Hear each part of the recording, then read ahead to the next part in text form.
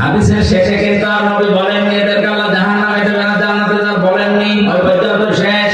এবার বলেন তো এরকম আচরণ করে যদি কপাল নিয়ে কেউ যায় আর যদি আরাফ নামক ওই প্রাচীরে আবাদান থাকা লাগে, ওর চাইতে জান্নাতেও যেতে পারছে না, জাহান্নামও যাবে না, কপাল পোড়া কেউ আছে? জানি এই দুইটা জায়গা খুব সেনসিটিভ, খুব খেয়াল রাখা লাগবে। দুইটা জায়গায় জায়েজ কোনো কাজে যেন মা বাবা নারাজ হয়ে না যায়। মায়ের কথা মতো বউ তালাক দেওয়া জায়েজ আছে না নেই?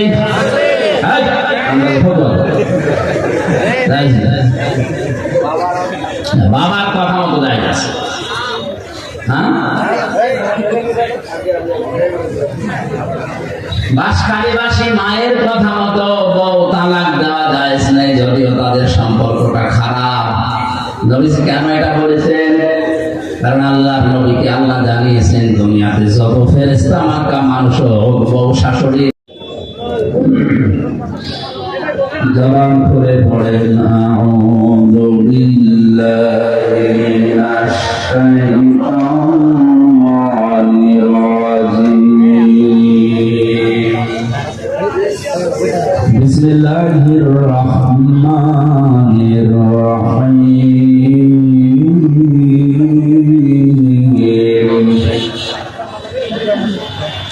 ওয়াত্তাকু ইয়াওমান তুরজাউনা ফীহি ইলাল্লাহ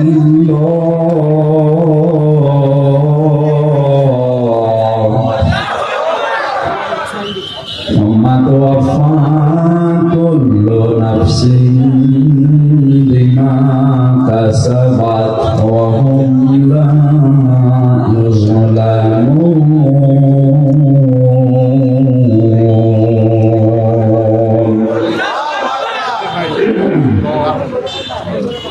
সুম্মা তুওয়াফফা কুল্লু নাফসিন মা কাসাবাত ওয়া হুম লা ইউযলামুন।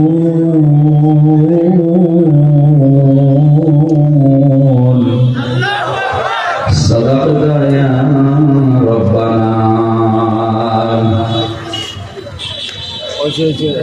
عن أبي أمامة رضي الله تعالى عنه قال قال النبي صلى الله عليه وسلم من أحب لله وأبغض لله وأطاع لله ومنع لله فقد استكمل الإيمان. رواه ابن ماجه. وقال تعالى في شان رسوله إن الله وملائكته يصلون على النبي يا أيها الذين آمنوا صلوا عليه وسلموا تسليما. اللهم صل على سيدنا مولانا محمد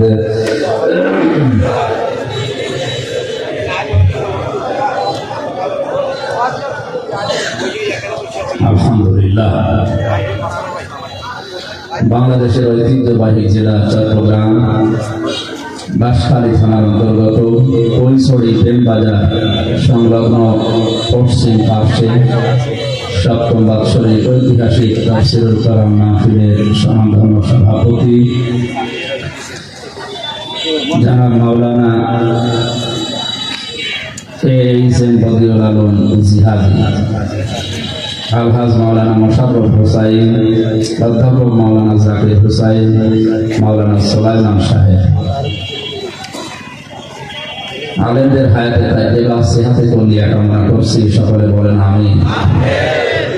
তাফসীর পেশ করার জন্য এখানে যারা আসবেন, বিশেষ করে চট্টগ্রাম আন্দরকিল্লা শাহী জামে মসজিদের সম্মানিত খতিব আওলাদে রাসূল সাইয়্যিদ মাওলানা মোহাম্মদ আনোয়ার হোসেন তাহের জাবেরি আল মাদানী চট্টগ্রাম, আল্লামা তারিক মানওয়ান, আল্লামা কামরুল ইসলাম সাইদ আনসারী, ডক্টর আফাম খালিদ, মাওলানা মুফতি হাফিজুর রহমান জিহাদি, অধ্যাপক মাওলানা বুরহানুদ্দিন, মাওলানা মুহাদ্দিস জামালউদ্দিন, মাওলানা হিফজুর রহমান। আলেমদের আশা এবং তাদের কথাগুলো সঠিকভাবে বলা আর আমাদেরকে আমল করার তৌফিক যেন আল্লাহ দান করেন। মঞ্চে বসা ওলামায়ে কেরাম, সামনে বসা মুসলমান ভাইরা, পর্দার আড়ালের সম্মানিত মা এবং বোনেরা, প্রান্তীয় চট্টগ্রামবাসী, দল মত জাতি বর্ণ ধর্ম নির্বিশেষে কোরআনের অনুষ্ঠানে যারা এসেছি বলছি আলহামদুলিল্লাহ। হিন্দু ধর্মে 12 মাসে 13 পূজা হয়, আর আমাদের মুসলমানদের যে সমস্ত সংস্কৃতিগুলো আছে, আমাদের আনন্দের অনুষ্ঠান হয় বছরে মাত্র 2টা, ঈদুল আজহা, ঈদুল ফিতর। বাকি যে সমস্ত অনুষ্ঠানগুলো আছে আমরা সাংস্কৃতিক হিসাবে, ইসলামের ঐতিহ্য হিসাবে পালন করে থাকি, তার ভেতরে এই সমস্ত অনুষ্ঠানগুলো অন্যতম। এগুলো আছে এই জন্য এখনো মানুষ দিন ইসলাম জানতে পারছে, শুনতে পারছে, বুঝতে পারছে, এগুলো আমলও করতে পারছে। এগুলো যদি একেবারে বন্ধ হয়ে যায়, আস্তে আস্তে আল্লাহ রাসূলকে মানুষ ভুলে যাবে, শেষ পর্যন্ত বেঈমান হয়ে মরা লাগবে। সুতরাং আয়োজনের সাথে যারা সম্পৃক্ত, বিশেষ করে যুব সমাজ, আল্লাহ রাব্বুল আলামিন যে মায়েদেরকে পেটে নিয়েছেন, মায়ের পেট যেন খাদিজাতুল কুবরার মতো বানিয়ে দেন। ইসলামে যত অনুষ্ঠান আছে সব আগে ত্যাগ করার আগে, এরপরে ভোগ করার আগে। ইসলাম বাদ দিয়ে পৃথিবীতে যত অনুষ্ঠান আছে, যত দিবস পালন করা হয়, সবগুলোতে আগে ভোগ, এরপরে ত্যাগ করলেও আছে, না করলেও সমস্যা। ঈদুল আজহা, ঈদুল ফিতর আমাদের সবচাইতে ধর্মীয় বড় অনুষ্ঠান। আপনি বলেন এই 2 ঈদে আপনি আগে খেয়ে আনন্দ করবেন, এটা জায়েজ নেই। ঈদুল আজহাতে আপনি আগে কোরবানি জবাই করেন, গোশত গরীবদের বাড়িতে পাঠান, তারা খেয়ে আনন্দ করবে, হাসবে, তাদের হাসি দেখে আপনি আনন্দ করবেন। এটা ইসলাম নাকি? যদিও নিজের কোরবানি জবাই করে নিজের পরিবারস্থ লোক যদি বেশি থাকে, সব একা খাওয়াও জায়েজ আছে, অসুবিধা নেই, তারপর ওটা সুন্নাত নিয়ম। কোরআনে সূরা হজের ভেতরে 3 ভাগ করার কথা আছে। ঈদুল ফিতরও ঠিক এইভাবে আপনি একটা মাস রোজা রাখার পরে আনন্দ করবেন না, আগে সাদকা করে, আগে ফিতর দেন। গরিব মানুষ সেমাই চিনি কিনবে, ওরা খাবে, হাসবে, ওদের হাসি দেখে আনন্দ দেখে এরপর আপনি আনন্দ করবেন।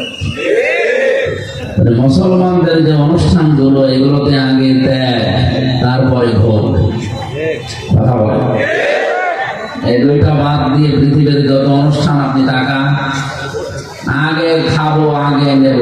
পয়লা বৈশাখে আগে এটা নেব, জুতা নেব, টি-শার্ট নেব, এই 3 পিস নেব, এই জিনিস নেব, আগে নেব। এরপরে পান্তা ইলিশ খাবো, মানে আগে খাবো, এরপরে কাউকে দিলে দিলাম, না দিলে অসুবিধা। দিবস পালনে বেঁধে থাকবে না। পয়লা জানুয়ারি যেটা পালন করা হয়, ঠিক ওইটাও এরকম, আগে খাবো, এরপরে দেব। অনেকে 1 বছর টাকা গুছিয়ে রাখে 14 ফেব্রুয়ারি বিশ্ব ভালোবাসা দিবস পালন করার জন্য। এইটাও আগে খাবো, এরপরে বান্ধবীকে দেবো, তার না দিলে অসুবিধা নেই। দুনিয়ায় আমরা যত অনুষ্ঠান দেখছি ইসলাম বাদ দিয়ে, সব আগে ভোগ, এরপরে ত্যাগ। আর ইসলামের অনুষ্ঠানে আগে ত্যাগ করা লাগবে, এরপরে ভোগ করা লাগবে। নবী মদিনাতে হিজরত করার পরে ওখানে 2টা অনুষ্ঠান দেখতে পেলেন, নওরোজ আর মেহেরজান। সাহাবায়ে কেরাম প্রশ্ন করেন, ইয়া রাসূলুল্লাহ, আমাদের ইসলাম কি এমন পাঞ্চা মাটির মতো যে কোনো আনন্দ উল্লাস নেই, হাসি তামাশায়ের ভেতরে নেই? বিশ্বনবী মুহাম্মদ রাসূলুল্লাহকে আল্লাহ ওই দিন, মহান আল্লাহ নিজে 2টা দিন উপহার দিয়েছিলেন আনন্দ করার জন্য। তার ভেতরে ঈদুল আজহা একটা, ঈদুল ফিতর একটা। আনন্দের ধরনগুলো আল্লাহ আগেই জানিয়েছেন, আনন্দ করবেন আমাকে সেজদা দিয়ে, তারপরে ঈদুল ফিতর ঈদুল আজহাতে যদি কেউ আনন্দ করে সকালবেলা আগে আল্লাহকে সেজদা দিয়ে 2 রাকাত নামাজ আদায় করে তারপরে মুসলমানদের আনন্দ হবে নামাজ নিয়ে। কি নিয়ে? আজ আমাদের যে সমস্ত অনুষ্ঠান দিবস আমরা পালন করছি, আমাদের নামাজ নেই, সেজদা নেই।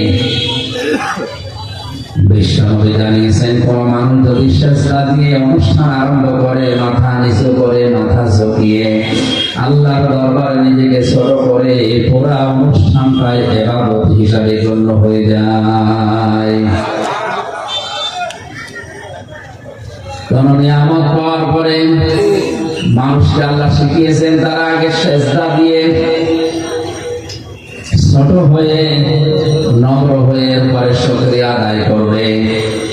ওয়ালাকাদ আতাইনা লুকমানাল হিকমাতা আনিশকুর লিল্লাহ ওয়া মান ইয়াশকুর ফাইন্নামা ইয়াশকুরু লিনাফসিহি ওয়া মান কাফারা ফাইন্নাল্লাহা হুয়াল গনিয়্যুল হামিদ। সূরা লোকমানের 12 নম্বর আয়াতে আল্লাহ পাক বলেন, আমি লোকমানকে জ্ঞান দিয়েছিলাম, হিকমত শিক্ষা দিয়েছিলাম। আমার জ্ঞান হিকমত পাওয়ার পরে লোকমান আমি আল্লাহর শুকরিয়া আদায় করেছে। তাই জ্ঞান যারা পাবে, নিয়ামত যারা পাবে, তাদের উচিত আল্লাহর শুকরিয়া আদায় করা। আর আমরা নিয়ামত পাওয়ার পরে, জ্ঞান পাওয়ার পরে আল্লাহর শুকরিয়া তো দূরের কথা, আল্লাহর বিরুদ্ধে উচ্চারণ করি। কথা বলেন ঠিক কিনা? মানুষের প্রতি আল্লাহ আশ্চর্য হয়ে কোরআনে ঘোষণা দিয়েছেন। আমার কাছে যতগুলো আয়াত আশ্চর্য মনে হয়েছে বেশি, তার ভেতরে এইটা একটা। কাইফা তাকফুরুনা বিল্লাহি ওয়া কুনতুম আমওয়াতান ফাআহইয়াকুম সুম্মা ইউমীতুকুম সুম্মা ইউহয়ীকুম সুম্মা ইলাইনা তুরজাউন। সূরা বাকারার ভেতরে আছে, আল্লাহ পাক বলেন, মানুষ কেমন করে আমি আল্লাহর সাথে কুফরি করে, নাফরমানি করে, আমারে মানতে চায় না। বালাগাত মানতে কি আছে? কাইফা শব্দটা ব্যবহার করা হয় এমন সেন্টেন্সের আগে যে কথা বলতে গেলে তার নিজেরও বিশ্বাস হয় না। যারা তাফসীর জানে, তাফসীর পড়ে, আলেমরা যারা আছে, কাইফা শব্দটা আল্লাহ পাক আয়াতের শুরুতে ব্যবহার করেছেন। এই জন্য পরবর্তী যে 3টা কথা বলতে চান, এটা আল্লাহরও মনে হয় যে বিশ্বাস হচ্ছে না, যে না মানুষ আমার নাফরমানি করে, কি করে? আমার সাথে কুফরি করে, আমার সাথে নাশকরিয়া করে, আমার মানতে চায় না। আমার বিধান কেমন করে মানুষ এটা করে?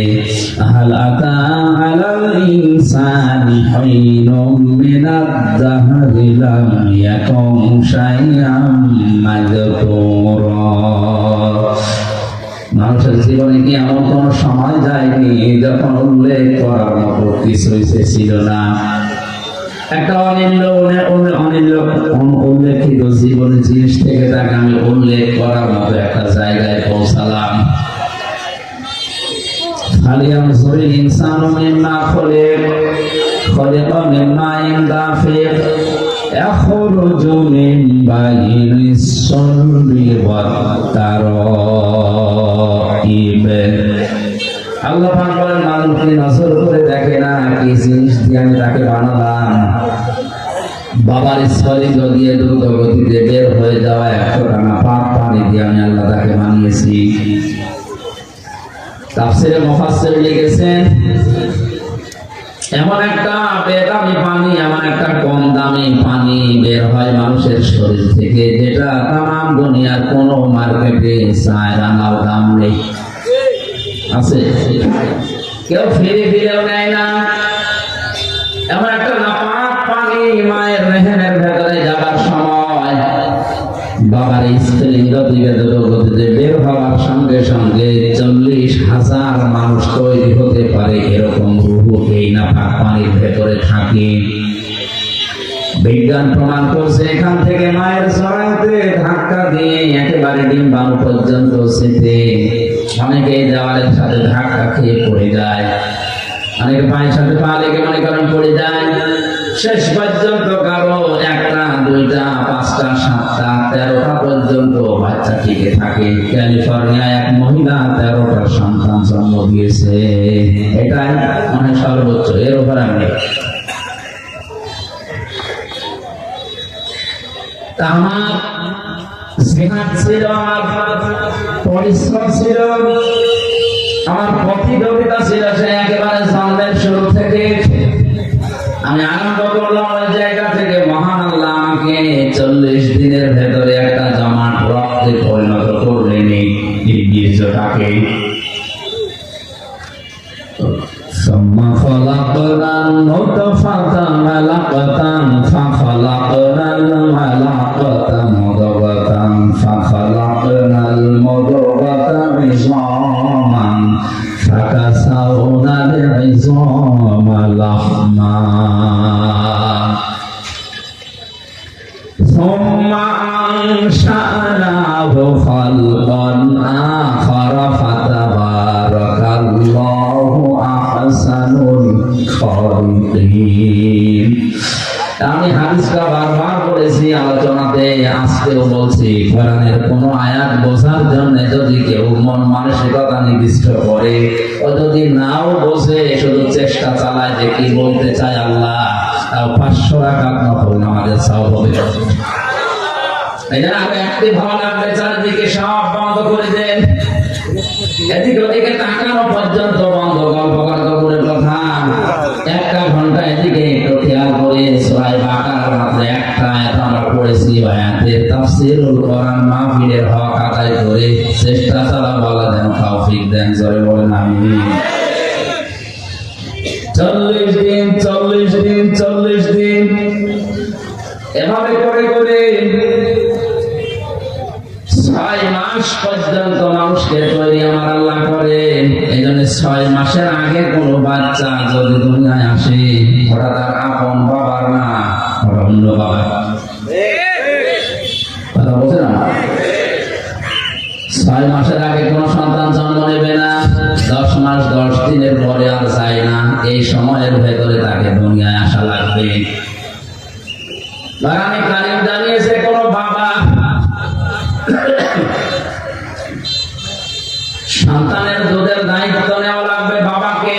মা যদি দুধ সন্তানকে 2 বছর পান না করায়, মায়ের গোনা হবে না, কারণ এই দায়িত্বটা, এই খরচটা যে করা লাগবে, এই শ্রমটা বাবার।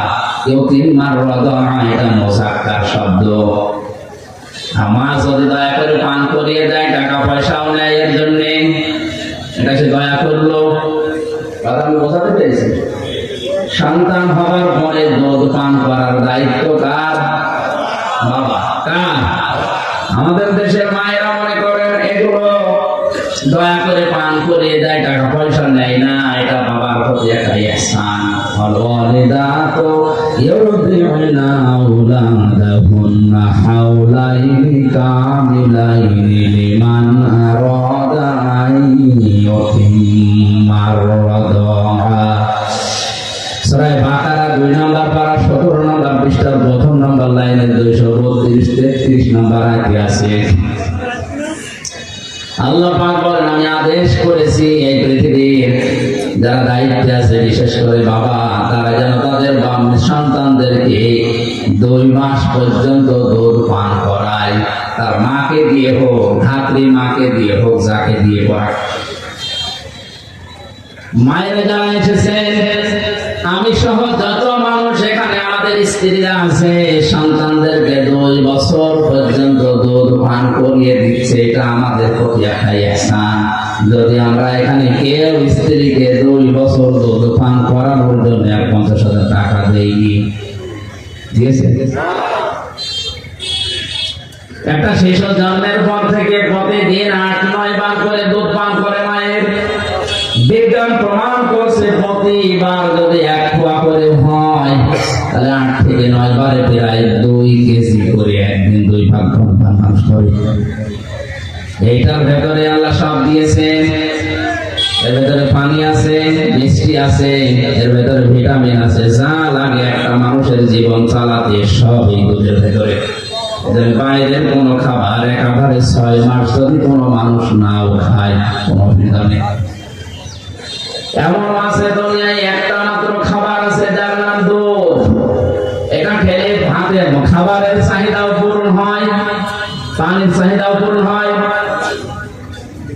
এইখানে সন্তান যদি জন্মের পরে মায়ের স্তনের দুধ বেশি করে পান করতে পারে তাহলে সে সুস্থ থাকে, হৃষ্টপুষ্ট হয়, এমনকি তার রোগ শোক কম হয়। এখন আমাদের রোগ সারে না, শরীর চলে না, কারণ মায়েরা এখন অধিকাংশ সন্তানদেরকে আর দুধ দিতে চায় না, ফিডার খাওয়ায়। আর ডানো আমরা আমাদেরকে পাগল খেয়েছে, আমাদের বলে ডানো আর আমরা নিয়ে আসি। ডানোর ভেতরে যে সমস্ত জিনিসগুলো দিয়েছে তার অন্যতম একটা পশুর একটা কিছু মিশিয়ে দেয়। পশুর যে দুধ আছে, পশুর ওই দুধগুলো ডানোর ভেতরে মিশ্রিত আছে। আমার কথা নয়, পত্রিকা থেকে বলছি। এই কারণে আমরা অধিকাংশ মানুষ দেখি ডানো খেয়ে খেয়ে যারা বড় হয় চরিত্রগুলো পরবর্তীতে পশুর মতো হয়ে যায়। এটা বন্ধ করা দরকার। মায়েরা আপনারা একটা অনুগ্রহ স্বামীদের উপরে করছেন, এটা করে সন্তানকে দুধ পান করানো। এটা যদিও বাবার খরচে, আপনারও দায়িত্ব আছে, কারণ বাবাকে আল্লাহ এই মেশিন দেয়নি। মেশিন দিয়েছে কাকে? না। আমি একটা কথা বোঝানোর জন্য একটা পড়েছিলাম, 2 বছরে কত মাস হয়? 24। বলেন বলেন। এবার সূরা আহকাফ 15 নম্বর আয়াতে আছে, ওয়াল ওয়ালিদাতু ওয়াসাইনাল ইনসানা বিওয়ালিদাইহি ইহসানা হামালাতুহু উম্মুহু কুরহা ওয়া ওয়াদাআতুহু কুরহা ওয়া হামলুহু ওয়া ফিসালুহু 30 শাহরা। আমি দুনিয়ার যত মানুষ আছে, এখানে শুধু মুসলমান না, পৃথিবীর 750 কোটি এখন মানুষ, সবাইকে আল্লাহ নির্দেশ দিচ্ছে তোমরা তোমাদের মা বাবার সাথে ভালো আচরণ করো। এটা ফরজ, নামাজ এবং রোজার মতো। মা বাবার সাথে ভালো আচরণ করা নফল না ফরজ? কেমন ফরজ? নামাজ পড়া যেমন ফরজ, মায়ের সাথে বাবার সাথে হাসি মুখে কথা বলা ফরজ। কথা বলেন। কোরআনে কারিমে আল্লাহ পাক জানিয়েছেন, ইম্মা ইয়াবলুগান্না ইনদাকাল কিবারা আহাদুহুমা আও কিলাহুমা ফালা তাকুল লাহুমা উফফিন ওয়া লা তানহারহুমা ওয়া কুল লাহুমা কাওলান কারীমা। তোমাদের মা বাবা একজন অথবা 2 জন যদি বার্ধক্য অবস্থায় পৌঁছে যায়, মাথায় ঝাঁকি দিয়ে বিয়াদবিমূলক কোনো কথা তাদের সামনে বলবা না।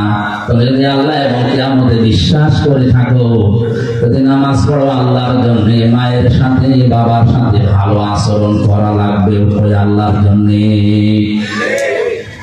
নামাজ পড়ে রোজা রাখে কিন্তু মা বাবার সাথে আচরণ খারাপ, এ লোকটা জান্নাতে যেতে পারবে না। আরাফ নামক একটা দেওয়াল আছে, ওই দেওয়ালের উপর বসে থাকবে।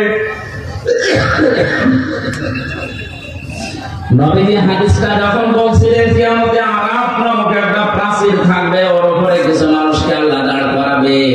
ওরা জান্নাতে যাবে না, জাহান্নামও করবে না। সাহাবীরা বলেন, হুজুর এরা জাহান্নামেও যাচ্ছে না, জান্নাতেও যাচ্ছে না, কাজ কি? আল্লাহর নবী বলেন, এরা নামাজ, রোজা, হজ, যাকাত সব করেছে, এমনকি ইসলাম প্রতিষ্ঠার জন্য আন্দোলন করেছে। এই জন্য আল্লাহ তাদেরকে জাহান্নামে দিচ্ছে না, জান্নাতে দেয় না একটাই মাত্র কারণ, এরা মা বাবার সাথে আচরণ ভালো করতো না।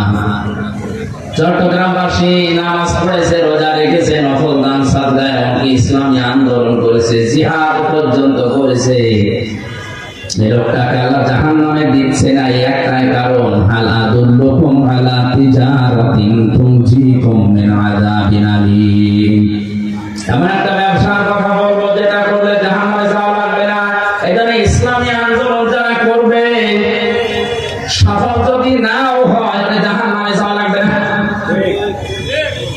দলিল সূরা সাফের 10, 11, 12 নম্বর আয়াত। তুমিনুনা বিল্লাহি ওয়া রাসূলিহি ওয়া তুজাহিদুনা ফি সাবিলিল্লাহ বিআমওয়ালিকুম ওয়া আনফুসিকুম যালিকুম খায়রুল লাকুম ইন কুনতুম তা'লামুন। আল্লাহ রাব্বুল আলামিন বলেন, যারা আল্লাহ রাসূলকে বিশ্বাস করার পরে দাবি অনুযায়ী ভালো ভালো কাজের আঞ্জাম দেবে। এখানে ভালো কাজ বলতে যালিকুম খায়রুল লাকুম এর ব্যাখ্যায় আছে আগের শব্দটা সবচেয়ে ভালো কাজ, সেটা হচ্ছে তুজাহিদুনা ফি সাবিলিল্লাহি বিআমওয়ালিকুম ওয়া আনফুসিকুম। জানার মাল দিয়ে আল্লাহর দ্বীনকে জমিনে প্রতিষ্ঠা করার জন্য যারা আন্দোলন করবে, চেষ্টা চালাবে, এইটাই আল্লাহর কাছে সবচাইতে ভালো কাজ। এদেরকে আল্লাহ জাহান্নামে দেবে না। আমি আবার ফতোয়া দিলাম, ইসলামী আন্দোলন দুনিয়াতে যারা করবে, ইসলাম প্রতিষ্ঠার জন্য যারা কাজ করবে, এদের অন্য পাপের জন্য যদি আল্লাহ শাস্তিও দিতে চান, জাহান্নামে দেবেন না, ওই প্রাচীরে রাখবেন। আর আপনার ওই প্রাচীরে দাঁড় করিয়ে রাখবেন, এদের জাহান্নাম এদের জন্য হারাম, জাহান্নামে দেবে না। আমি আবার রিপিট করছি, ইসলাম প্রতিষ্ঠার জন্য পৃথিবীতে যারা আন্দোলন করবে, সংগ্রাম করবে, জান আর মাল দিয়ে, এদেরকে আল্লাহ দেবে না। কোন জায়গায়? আরো জোরে বলে। সুতরাং আর যাই করি, এই পথ ইসলামী আন্দোলনের যেটা, এটা ছাড়া যাবে না। কারা রাজি আছেন দেখি? লিল্লাহি তাকবীর।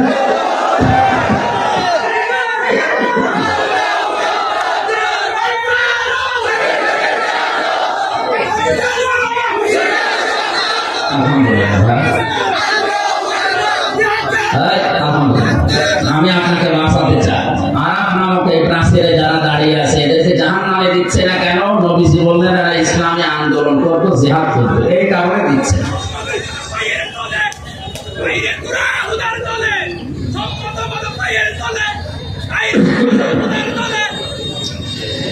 দ্বিতীয় নম্বরে এদেরকে জান্নাতে দিচ্ছেন আল্লাহ কেন? আল্লাহ নবী বলেন, যে সবগুলো তো তোমরা শুনলে ভালো ছিল, কিন্তু মা বাবার সাথে এদের আচরণ ভালো ছিল না। চট্টগ্রামবাসী, কথাটা কত কঠিন। জাহান্নামে দিচ্ছে না ইসলামী আন্দোলন করার কারণে, আর জান্নাতে দিচ্ছে না মা বাবার সাথে আচরণ খারাপ করার কারণে। হাদিসের শেষে কিন্তু নবী বলেননি এদেরকে আল্লাহ জাহান্নামে দেবে না, জান্নাতে যাবে বলেননি, ওই পর্যন্ত শেষ। এবার বলেন তো, এইরকম আচরণ করে যদি কপাল নিয়ে কেউ যায়, আর যদি আরাফ নামক ওই প্রাচীরে আবাদান থাকা লাগে, ওর চাইতে জান্নাতেও যেতে পারছে না, জাহান্নামও যাবে না, কপাল পোড়া কেউ আছে? যেন এই দুইটা জায়গা খুব সেনসিটিভ, খুব খেয়াল রাখা লাগবে। দুইটা জায়গায় জায়েজ কোনো কাজে যেন মা বাবা নারাজ হয়ে না যায়। মায়ের কথা মতো বউ তালাক দেওয়া জায়েজ আছে না নেই?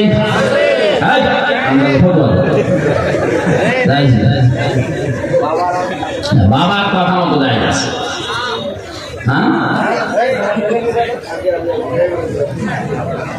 বাসকালীবাসী মায়ের কথা মতো বউ তালাক দেওয়া জায়েজ নেই, যদিও তাদের সম্পর্কটা খারাপ।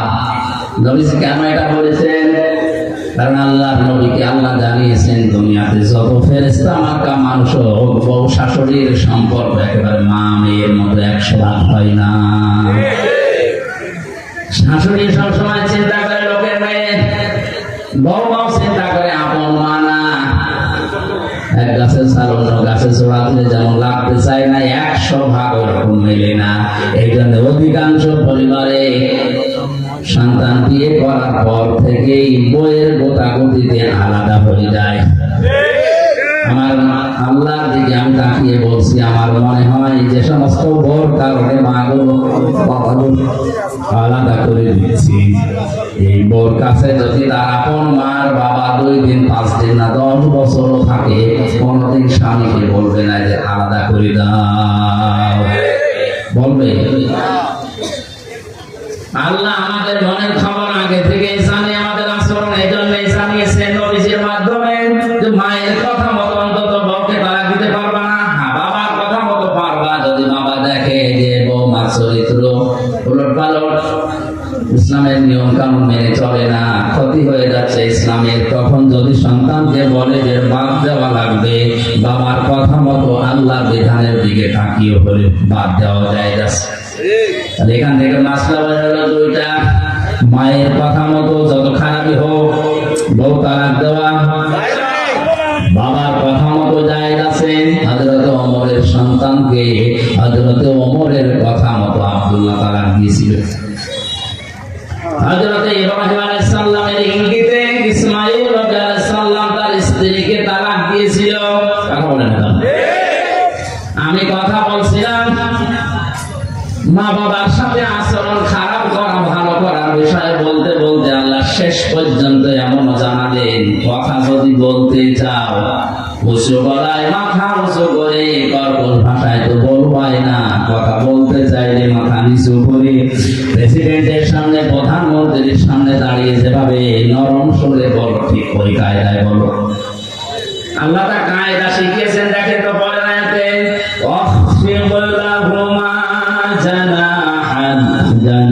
জানাহাযুল্লি মিনার রাহমা ওয়া রাব্বিরহামহুমা কামা রাব্বায়ানি সাগীরা।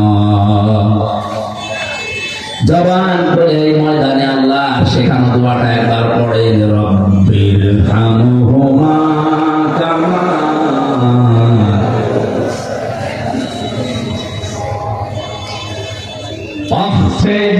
আলেমদেরকে বলছে আবার আল্লাহ বলেন খাফজন শব্দের শাব্দিক অর্থ কিন্তু ডাউন করা, শুধু ডাউন না, খাফজন মানে ডাউন করার পরে ফল করে দেওয়া। আল্লাহ বলেন ডাউন করবা, এরপরে ফল করবা। কি জানাহাযুল্লি, বিনয়ের ডানা। কিসের ডানা? মানুষের ডানা হয়? হ্যাঁ, না ডানা হয়। মানুষের তো হাত, মানুষের ডানা নেই। আল্লাহ ডানা ধার করে এনে এই জায়গায় লাগিয়েছেন। বালাগাত নাম থেকে একটা চ্যাপ্টার আছে। আল্লাহ কেন ডানা ধার করে নিয়ে এসে আমাদেরকে দিলে? আমাদের তো বাহু আছে, বাহু বল, আমাদের হাত আছে। ইয়াদুন শব্দটার মানে হাত, আল্লাহ ইয়াদুন মনে হয় জানে না। আল্লাহ জানা ফল দিয়েছেন। দানা শব্দ এই জন্য দিলেন কারণ দানার ভেতরে পর থাকে, এটা মোলায়েম, সফট, নরম, কোমল, এটা আরামদায়ক। আর হাতের ভেতরে আছে হাড়, এটা এত শক্ত। যদি মোট করে কেউ পিঠের উপরে লাগায় তবে কি লাগাতা? আর 65 না 100। এর ভেতরে দেখো নরম কিছু নেই। আপনার আচরণ যেন সফট হয়, কোমল হয়, আল্লাহ এটা বোঝাতে পাখির দানা ধার করে আমাদেরকে শুধু দেননি। আল্লাহ বলেন খাফজন করবে তোর এই দানা, একেবারে ডাউন করার পরে শুধু সাইড করে রাখবে না। হেলিকপ্টারের ডানার মতো, এরোপ্লেনের ডানার মতো এরকম সোজা করে রাখলে হবে না। জানাহাযুল্লি মিনার রাহমা, আল্লাহ হেলিকপ্টার এরোপ্লেনের কাছ থেকে ডানা নিয়েছেন পাখির কাছ থেকে। ওদের কাছ থেকে নিলে আল্লাহ সমস্যা কি ছিল? সমস্যা ছিল এরোপ্লেনের ডানা ডাউন হয়, ফল হয় না, ফল হলে উঠে। আর পাখির ডানা ডাউন করার পরে ফল করলে উড়ে যেতে পারে। আর ডানার ভেতরে এমন নরম পর আছে, পাখা আছে, এত সফট, এটা কম্বল, এটা এত আরামদায়ক। সে যখন সোমারে মা পাখিটা আস্তে করে নিজের দানাটা বিছিয়ে দিয়ে ফল করে দেয়, বাচ্চারা ওর নিচে একটা কিচির আওয়াজ করে, এটা অনির্বাচন সুখ অনুভব করে। আল্লাহ দুনিয়ার মানুষকে উদাহরণটা দিয়ে বোঝাতে চেয়েছেন, পৃথিবীর মানুষেরা তোমার মা বাবা শেষ বয়সে এসে যখন তোমার আন্ডারে আসবে, তোমার এই ডানার নিচে থাকার পরে যেন মনে করে যে আমার হামজা থাকতে আমার অসুবিধা নেই। এরকম মনে করতে পারছে? বলেন এরকম মনে করতে পারছে না সেই পরিবেশ নেই। আজ তাদের কারণে আমি যতগুলো কারণ পেয়েছি তার অন্যতম কারণ হচ্ছে অধিকাংশ বাড়িতে তার বউ না, এরা এখন নেই। আরে বউকে বারবার কান পড়া দেয় এর বড় মা আর বড় বোন আর ওর আশপাশে ভাবি যারা আছে তারা, এরা কতদিন থাকবা, আলাদা হও, আরামে খেতে পারবা। এরকম কার কার বউকে দেয় একটু হাত করেন তো। এই হাদিস তোমার ভাই এলাকায় বলা ঠিক হলো না, এটা আমাদের কুষ্টিয়ায় আছে।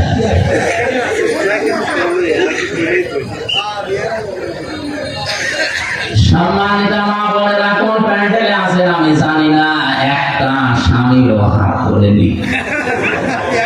আপনাদের চরিত্র কত ভালো, এরা হাত না তোলার পেছনে কারণ আছে দুইটা।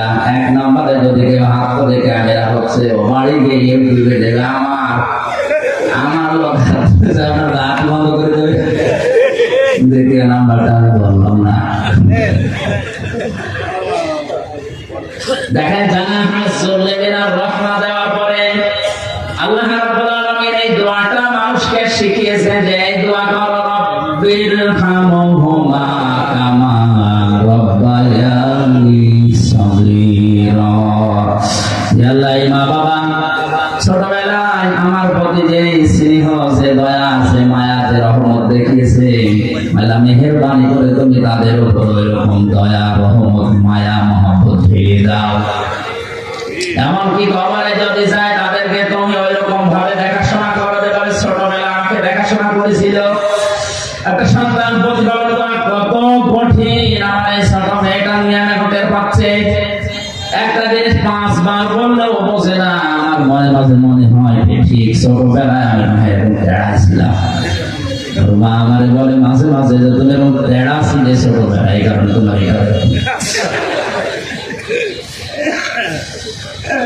আমার ভাইরা, আমার কথা বোঝানোর বিষয় ছিল মা বাবার প্রতি ভালো ব্যবহার করা, ইহসান করার কথা আল্লাহ বলার পরেই জানিয়েছেন কেন করবা জানো, কারণ তোমার এই মা তোমাকে পেটে বহন করেছে, কষ্টের পর কষ্ট সহ্য করে, এবং দুধ পান করিয়েছে 30 মাস।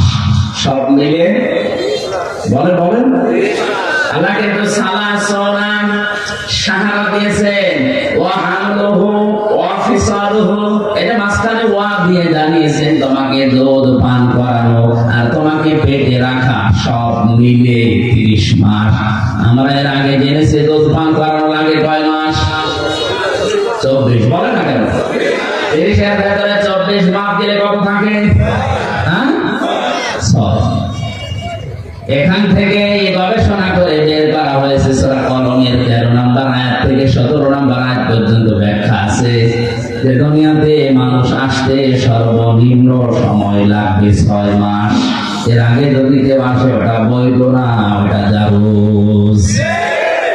আর জারুজ সন্তানদের যে কর্মসূচিগুলো আছে তার অন্যতম একটা 9টা আছে। তার প্রথম নাম্বারে ওরা কোরআন বিরোধী হবে। আজ দুনিয়াতে তাকান, ইসলাম বিরোধী, কোরআন বিরোধী যারা, কোরআন যারা পড়িয়েছে ফ্রান্সে, তাম দুনিয়ার জরিপ 228টা রাষ্ট্রের জরিপ বের হয় জানুয়ারি মাসে। আপনি জরিপ পড়ে দেখবেন তাম দুনিয়ায় সবচেয়ে বেশি জারুজ সন্তান তৈরি হয় ফ্রান্সে। ওরা কোরআনকে গালি দেয়, রাসূলকে গালি দেয়, কোরআন পড়িয়ে ফেলে, পা দিয়ে লাথি মারে, এমনি না, কারণ ওগুলো জন্মে। জারুজ সন্তানদের প্রথম কর্মসূচি ওরা কোরআন বিরোধী, রাসূল বিরোধী। এটা প্রমাণ করেছেন নবীজি নিজের জীবনে একজনের মাধ্যমে। ওয়ালিদ ইবনে মুগীরা নামে এই লোকটা রাসূলের দাওয়াতে, রাসূলের কোরআন তেলাওয়াতে, কোরআন যেখানে বসাতো এই লোকটা যে বাধা দিত, আল্লাহর নবী একবার রাগ করে শেষ পর্যন্ত বলে ফেলেছিলেন যে তুমি জারুজ সন্তান। মানুষকে জন্ম নিয়ে কথা বললে এমনিতে রাগ হয়ে যায়। বাড়িতে গিয়ে ডাক দিয়ে বলে, মা মোহাম্মদ আমারে গালি দিয়েছে, সত্যি করে বলো আমার বাবাকে। মা বলছে তোর বাবা, তোর বাবা না, ও বাবা আমি মানি না, আমার আসল বাবাকে। জোড়াজুড়ি করার শেষ পর্যায়ে মা ডাক দিয়ে বলে, বাবা এই কথা তোরে কে গিয়ে বারবার জিজ্ঞাসা করতে বলে মোহাম্মদ আমারে গালি দিয়েছেন, আমি কি যার সন্তান? মা মাথা নিচু করে বলে, বাবা ওই ছেলে যা বলে ঠিকই হয়। তুই কেন তার পেছনে লাগলি? মানুষকে শোনাচ্ছিল, দাওয়াত দিচ্ছিল কোরআন দিয়ে, আমি বাধা দিয়েছিলাম, আমার এই কথা বলে গালি দিয়েছে। মা বলছে, বাবা তোর জন্ম হয়েছে বাড়ির রাখাল দিয়ে, এখান থেকে 13টা আয়াত আমি পড়েছি ব্যাখ্যায়। বিশ্ব নবী জানিয়েছেন দুনিয়ায় জারজদের কর্মসূচি 9টা, তার প্রথম নাম্বারে তারা কোরআন বিরোধী। এটা রেকর্ড হয়ে কালকে তামাম দুনিয়ায় ছড়াবে। সারা দুনিয়ার মানুষকে বলছি কোরআন বিরোধী যারা, আপনি দেখলেই বুঝবেন কথা জন্ম ঠিক নেই। এবার আয়াত পড়ছি, উতুল্লিন বা'দা যালিকা সামিম। বদমেজাজি যার সন্তান ওই মানুষগুলো। আমার ভাইরা, আমি কথা বলছিলাম 6 মাস পরে আমার আল্লাহ তখন রূহ দেয় মানুষের ভেতরে। রূহ মানে আল্লাহর একটা হুকুম। ইয়াসআলুনাকা আনির রূহ কুলির রূহু মিন আমরি রাব্বি। কেন যদি জিজ্ঞাসা করে রূহটা আবার কি, 6 মাস পরে যেটা মানুষকে দেওয়া হয়, আপনি বলবেন এটা আল্লাহর হুকুম। এটা কি? এই হুকুমটা আপনার ভেতরে আছে, জানে নড়াচড়া করেন। হুকুমটা বের হয়ে গেলে আপনার নামের আগে একটা টাইটেল যোগ হবে, মরহুম হামজা। যেটা আছে এটা আমার ভেতরে কার হুকুম? হুকুম কার? বিজ্ঞান প্রমাণ করে সারা শরীরের ভেতরে অনেক কিছু পর্যন্ত তারা ধরতে পেরেছে, কিন্তু রূহটা কি কোথায় থাকে আজ পর্যন্ত বের করতে পারেনি। কারণ এই হুকুমটা কার? আল্লাহ পাক বলেন, আমি যখন হুকুম করব বের হয়ে আয়, তামাম দুনিয়া মিলে আটকে রাখতে পারবে না। আর আমি এটা করার জন্য 14 জন ফেরেশতা নিয়োগ করব, তাও না। ইন্নামা আমরুহু ইযা আরাদা শাইআন আইয়াকুলা লাহু কুন ফায়াকুন। আমি যখন কোনো কাজের ইচ্ছা করি, ইরাদা করি, তখন বলি কোন হও, সঙ্গে সঙ্গে কাজটা হয়ে যায়। মানুষের ভেতরে আল্লাহ রূহ দেওয়ার পরে খাবারের উদ্রেক তখন দেখা দেয়। খাবারের প্রয়োজনে দুনিয়ার কোন মানুষ সেখানে কিছু পাঠাতে পারে না। আল্লাহ নিজের পক্ষ থেকে মায়ের মাসিক অংশ বন্ধ করে দিয়ে খাবারের ব্যবস্থা করে। এমন একটা খাবারের ব্যবস্থা 6 মাস আগে গরম করে আল্লাহ রেখে দেন। দুনিয়ার বিজ্ঞান প্রমাণ করেছে এর ভেতরে আল্লাহ সব কিছু লুকিয়ে রেখেছে। এখন পৃথিবীর কোন মানুষ যদি কিচ্ছু না খায়, জন্ম থেকে মৃত্যু পর্যন্ত শুধু দুধ খায়, তাও সে বেঁচে থাকতে পারবে।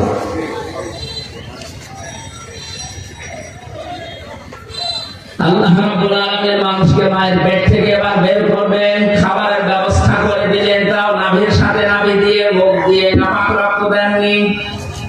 তাফসীরে মুফাসসির লিখেছেন নাপাক রক্তটা না মুখ দিয়ে না দিয়ে নাভির সাথে দিয়েছেন। এই জন্য দুনিয়ার মানুষকে আল্লাহ জানাতে চায়, বান্দা নাপাক জিনিসটার মুখ দিয়ে দিলাম না, দুনিয়ায় যে এই মুখটা দিয়ে আমি আল্লাহর কোরআন পড়বি, আমি আল্লাহর নামের জিকির করবি।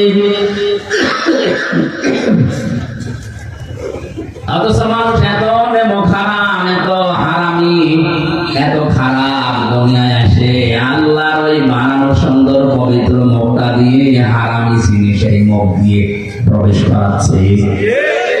যত রকমের হারাম জিনিসে মুখ দিয়ে প্রবেশ করায় আল্লাহ। এই জন্য কাইফা শব্দটা দিয়েছেন। আমি এই শব্দের ব্যাখ্যা করতে গিয়ে একটু চলে গিয়েছিলাম। আল্লাহ বলেন কাইফা তাকফুরুনা বিল্লাহ, কেমন করে আমার সাথে নাফরমানি করো? আমার তো বিশ্বাস করতে চাই না, কারণ যে পর্যায়ে ছিল এখান থেকে এ পর্যন্ত আনতে কেউ ভূমিকা পালন করেনি। হ্যাঁ, তোমার মা বাবার দায়িত্ব ছিল শুধু বিছানায় থাকা, বাকি যা করার করেছে কি? এতটুকু আল্লাহ শেষ করেননি। আল্লাহ রাব্বুল আলামিন বলেন মানুষদেরকে আমি মায়ের পেট থেকে এবার আশ্রয় করে বের করে আনার জন্য ফেরেশতাদেরকে যারা নিয়োজিত আছে সিদ্ধান্ত দেই যে যাও, ওয়াল্লাযী আল্লাহু আখরাজাকুম মিন বুতুনি أنكم لا تعلمون شيئا মায়ের পেট থেকে আস্তে করে আমি বাচ্চার আকারে বের করে আমি এমন অবস্থায় যখন সে কিছুই জানতো না وجعل لكم السمع والأبصار والأفئدة لعلكم تشكرون শ্রবণ শক্তি, দর্শন শক্তি, বাক শক্তি, আকেল শক্তি, জ্ঞান শক্তি, এই পাঁচটা আমি আল্লাহ রব নামের কারণে মানুষকে দান করি। আল্লাহ কি করেন বলেন বলেন? আল্লাহ আপনাকে দয়া করে দান করেছেন। এটা যদি আল্লাহ আমাদেরকে দান না করতো তাহলে আমি কানা হয়ে আসতাম। বলেন না কেন? আমি যদি শ্রবণ শক্তি না পেতাম তাহলে কালা হয়ে আসতাম। যদি দর্শন শক্তি না পেতাম তাহলে মানুষ আমার কানা অন্ধ বলে ডাকতো। যদি আমি আকের শক্তি না পেতাম দুনিয়ায় আল্লাহ পাঠাতেন ঠিক কিন্তু পাগল হয়ে আসতাম। এখন জমিন বাইরে সুলবিয়ত তারাইবে শব্দের ব্যাখ্যায় ডক্টর মরিস বোকাইনি আমি অনেকগুলো তাফসীর পেয়েছি, কিন্তু এই জায়গায় গিয়ে অনেক বিজ্ঞান, সায়েন্স এবং বাইবেল নিয়ে একটা বই লিখেছিলেন, ওখানে আয়াতের ব্যাখ্যা করতে গিয়ে সুন্দর একটা তথ্য দিয়েছেন। লিখেছেন পায়ের নাপাক পানির ভেতরে বাবার নাপাক পানি প্রবেশ করে আমার আল্লাহ 4-8টা জিনিস বানান। চুল, রগ, হাড় আর পর্দা, রক্ত, গোশত, চর্বি আর চামড়া। মায়ের ওই নাপাক জিনিস বাবার ওই নাপাক জিনিস দিয়ে 4-8টা জিনিস হয়। বিজ্ঞান এখন জানিয়েছে মানুষ তৈরি করার জন্য কমপক্ষে 13টা উপাদান লাগবে। কয়টা?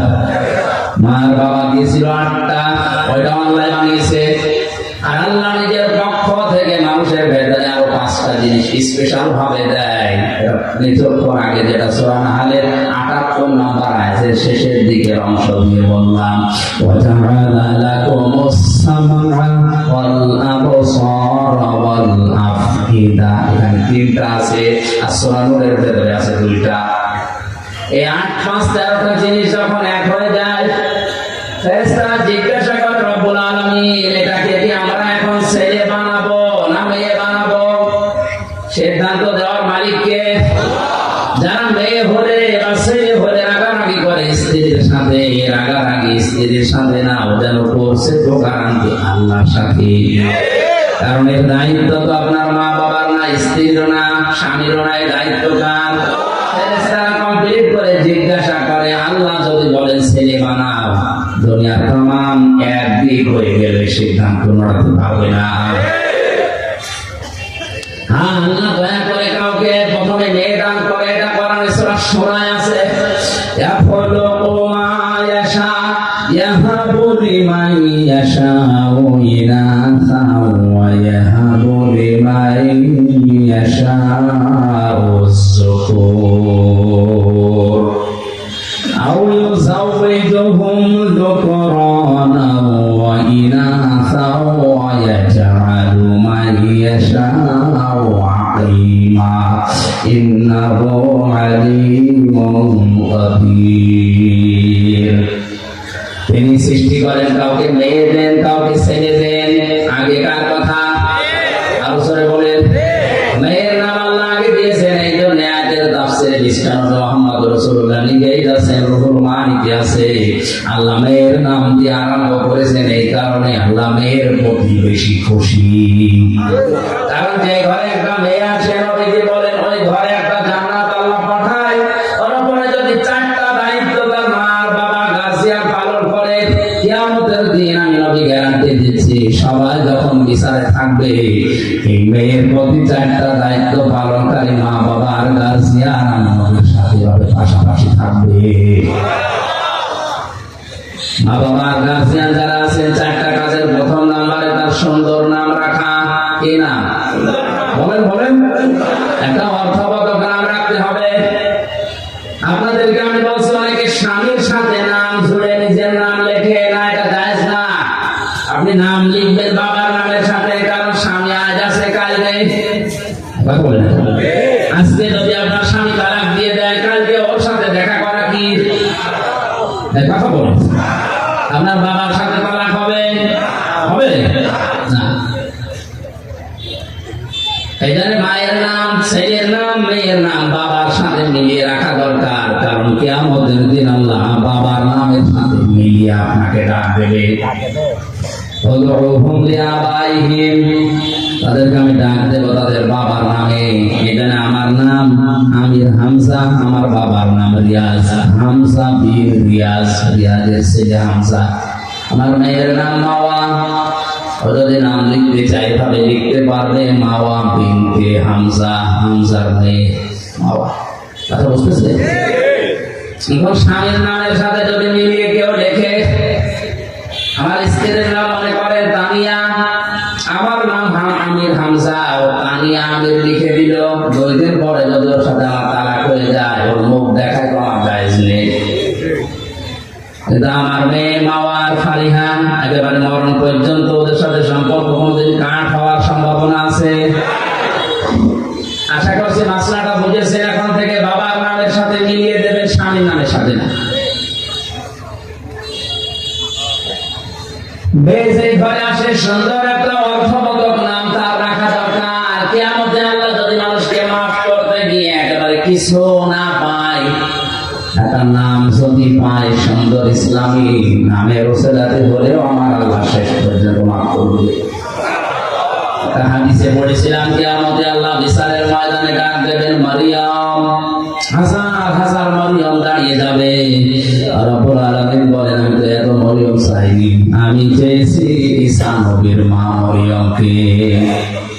মারিয়াম নামের মেয়েরা ডাক দিয়ে বলে রব্বুল আলামিন তুমি তো বলো না ঈসা বিনতে মারিয়াম কই, ঈসা নবীর মা মারিয়াম কোথায়, কথা তো বলে ডাক দাওনি। মরিয়ম বলে যখন ডাক দিয়েছো তুমি আই বিধান তোমার মানিনি, আজকে তোমার আদেশ শোনার পরে সঙ্গে সঙ্গে লাভবাহিক বলেছি। আল্লাহ পাক বলেন আমার ঈসা নবীর মা মরিয়মের সাথে তোমরাও যাও আমার জান্নাতে। এমন নাম যদি রাখেন যে নাম শুনলে কুকুরেও হাসে। একজনের নাম শুনেছিলাম কুকু, কিনা কুকু। খালেদা জিয়ার দ্বিতীয় ছেলের নাম কি? কয়কার বাদ দিয়ে যদি শুধুমাত্র হর্ষকার দিয়ে দেন, ওর দাবি যদি ডাক দেয় যার দাঁত নেই, কি বলে ডাকবে? কুকুর।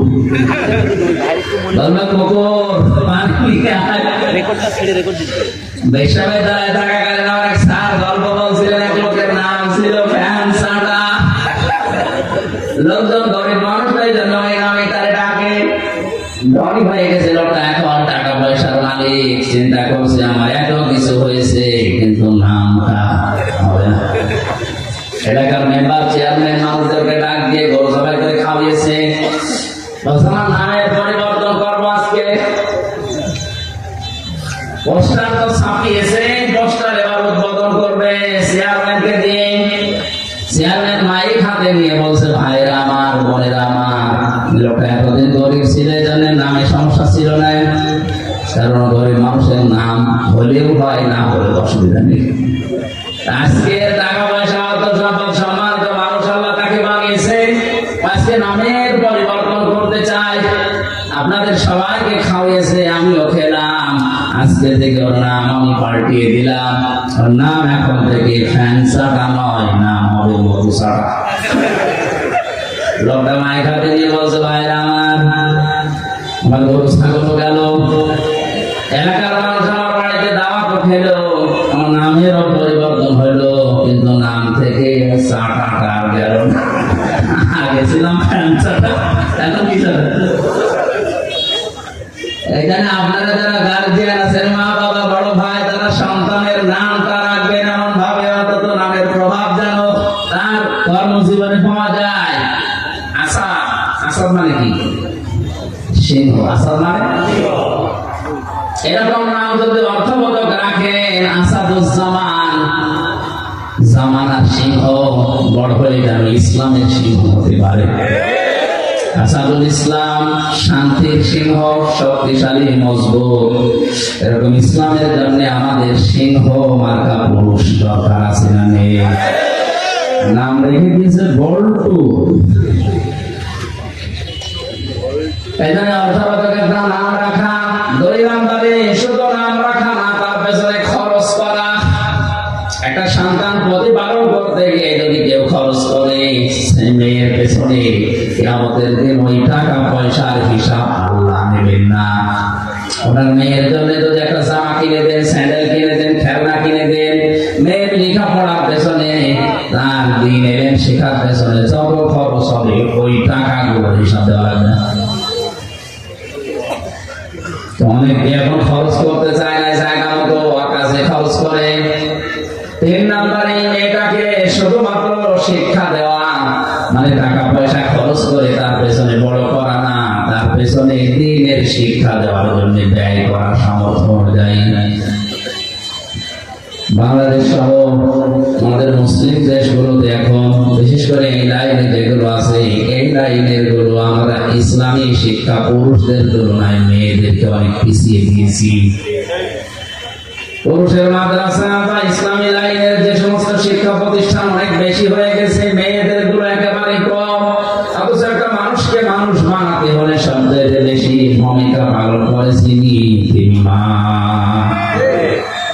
এখানে যারা এসেছেন আজকে থেকে সিদ্ধান্ত নেবেন আপনার মেয়েকে আপনি ডাক্তার বানাবেন, ইঞ্জিনিয়ার বানাবেন, বিশ্ববিদ্যালয়ের শিক্ষক বানাবেন, কোনো অসুবিধা নেই। কিন্তু পাশাপাশি প্রথমেই তাকে আগে ইসলাম মানতে গিয়ে যা লাগে ওই শিক্ষাটা দিয়ে নেবেন। আর এই শিক্ষাটা যেখানে পাওয়া যায় এরকম জায়গায় আপনি যাবেন, এটা তো পাওয়া যাবে। কালিদাসের যে স্কুলগুলো আছে এখানে আশা ব্যারাকে সন্তানকে প্রথমেই দেওয়া লাগবে ইসলাম মানতে গিয়ে যে নিয়ম নীতি গুলো আছে এগুলো যেখানে শেখায় তার নাম মাদ্রাসা। বলেন, এরা যদি 1 থেকে অন্তত 5 পর্যন্ত এই নিয়ম নীতিটা জানতে পারে, ইসলামের মৌলিকটা 6, 7 এ যেটা এখন দেখতে পাচ্ছে ওটা ওরা জানলেও বিশ্বাস করবে না। 7 এর বইতে ইসলাম শিক্ষা দিয়েছে, দুর্গাদের এভাবে সাজিয়ে পূজা করা হচ্ছে, এটা ইসলাম নয়। এরা 5 পর্যন্ত যদি একটা শব্দ বলতে পারে, 6, 7 চ্যাপ্টার বাদ দেবে, তারপর আল্লাহ বাদে দেবতাকে বিশ্বাস করবে না। মাথায় মগজ থাকলে আপনি বুঝেছেন। 4 নম্বরে এমন জায়গায় বিয়ে দেওয়া লাগবে পাত্র যেন সৎ হয়। আমরা অনেকে আছে এখন সন্তানকে বিয়ে দেওয়ার জন্য মা বাবার তুলনায় দেখা যাচ্ছে জিজ্ঞাসা করে ঘটক সাহেবকে যে আমার এই ছেলে যে জামাই বানাবো এর ওপরই কামাই আছে, তো একটা হারাম জায়গা দেখে যদি স্বতঃস্ফূর্ত ভাবে জেনে বুঝে কোনো সন্তানকে আপনি হাতে তুলে দিন, আল্লাহর কসম ওই মেয়েটা কোনোদিন শান্তি থাকবে না।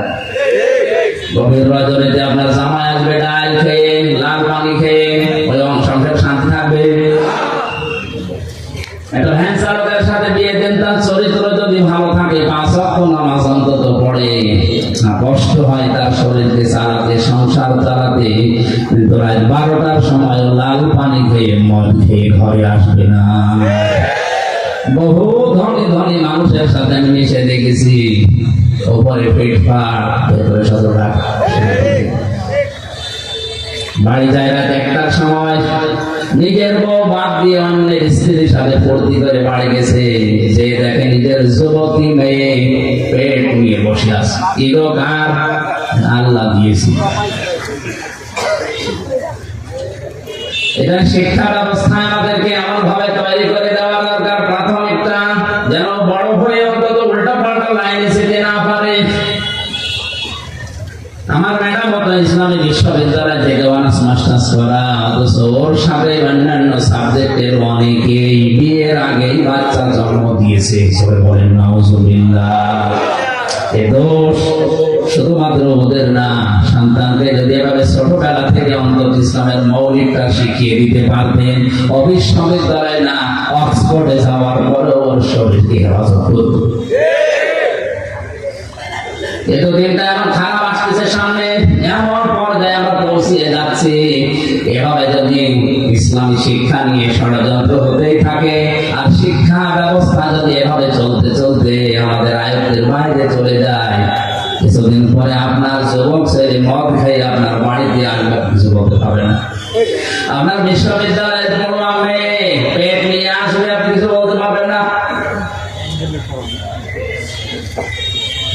ইসলামী শিক্ষা দেওয়ার পাশাপাশি সন্তানদেরকে সৎ পাত্রে পাত্রস্থ করার তৌফিক আল্লাহ আমাদের দান করেন। এই চারটা কাজ যদি আমাদের গার্জিয়ানরা করি, অন্য কোন আমল যদি আমাদের কম থাকে, একেবারে নাও থাকে, তাও অসুবিধা নেই, খরচটা ঠিক রাখবে। এর পাশাপাশি যে দায়িত্বগুলো নবীজি দিয়েছেন সন্তানের প্রতি, এগুলো থাকলে কিয়ামতের ময়দানে মহান আল্লাহ আমাদেরকে নবীজির সাথে পাশাপাশি জান্নাতে রাখবেন। জোরে বলেন আমিন। আমি কায়ফা শব্দের ব্যাখ্যা করতে গিয়ে এই সিটিভিটি কথা বলেছিলাম যে মানুষের এই যে জন্ম থেকে শুরু করে পর্যন্ত আল্লাহ এগুলো আশ্চর্য হয়ে যায় যে নাফরমানি করে না করি। এরপরে তোমাদেরকে আমি জীবন দিয়েছি, এরপরে মরণ দেবো, আমার কাছে আবার ফিরে আসা লাগবে। আমাদের আনন্দের বিষয় আজকে থেকে আমরা নির্ধারিত করে নেব বা নিলাম। এখন থেকে মরণ পর্যন্ত আনন্দ হবে শুধুমাত্র কোরআনের সাথে সম্পর্ক আছে যেটা, ওইটা নিয়ে। আজকের সম্পর্ক কিসের সাথে? আমি হাজার সাথে। আল্লাহ আমাদেরকে কোরআন নিয়ে আনন্দ করার তৌফিক দিন। আমি মনে হয় বেশি বলে ফেললাম, আজকে মাগরিবের সময় হয়ে যাচ্ছে। বারবার ওই কমিটি আরেক জায়গায় অনুষ্ঠান আছে তো কল দিচ্ছে। এর পাশে আর একটা মাহফিল আছে এসার পরে, মনে হয় নাকি 9টা 9:30টার দিকে, ওখানে দেখি শেষ করা যায় কিনা। আল্লাহুম্মা আমিন।